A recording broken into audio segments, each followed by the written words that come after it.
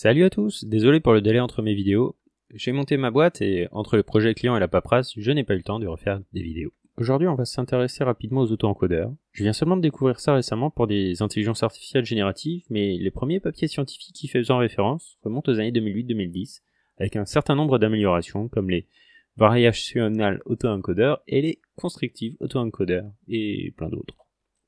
Concernant les auto-encodeurs, Wikipédia nous dit qu'un auto-encodeur est un réseau de neurones artificiels utilisé pour l'apprentissage non supervisé de caractéristiques discriminantes.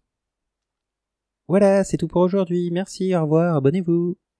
Plus sérieusement, lorsqu'on utilise un auto-encodeur, l'idée est de ne plus avoir à gérer les paramètres d'entrée de notre intelligence artificielle, mais on laisse à l'intelligence artificielle la liberté de choisir les paramètres qui lui semblent prépondérants dans notre modèle vis-à-vis du résultat recherché.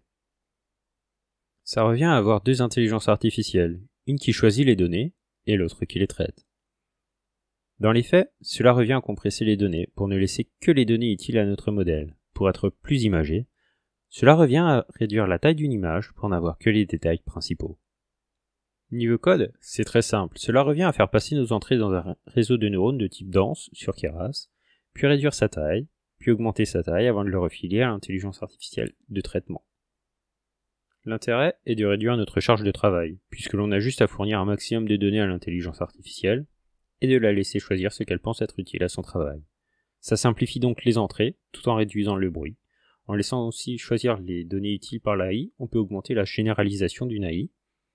Et dans le domaine de la génération de données, contrairement au GAN, ne faisant que des générations depuis des données arbitraires, les auto-encodeurs permettent de choisir des features spécifiques lors de la génération des données. Aujourd'hui, les auto-encodeurs sont souvent utilisés dans les modèles générant des données, comme des images ou du son.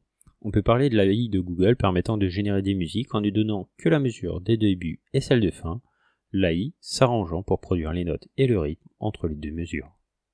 Dans les papiers intéressants sur les VAE, il y a le CNRS qui a eu l'idée de faire voir des images de visage à des personnes durant une IRM et d'enregistrer l'activité du cerveau en utilisant une VAE GAN.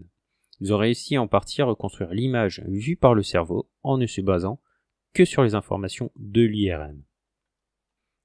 L'une des utilités de ce genre de procédé serait de savoir si on pourrait faire l'inverse, c'est-à-dire pour permettre à un aveugle de recouvrer la vue, on pourrait alors transformer le signal d'une caméra vidéo en signal cérébral et le réinjecter en fait dans le cerveau de l'individu. Voilà, c'est tout pour aujourd'hui. À la prochaine. Bye.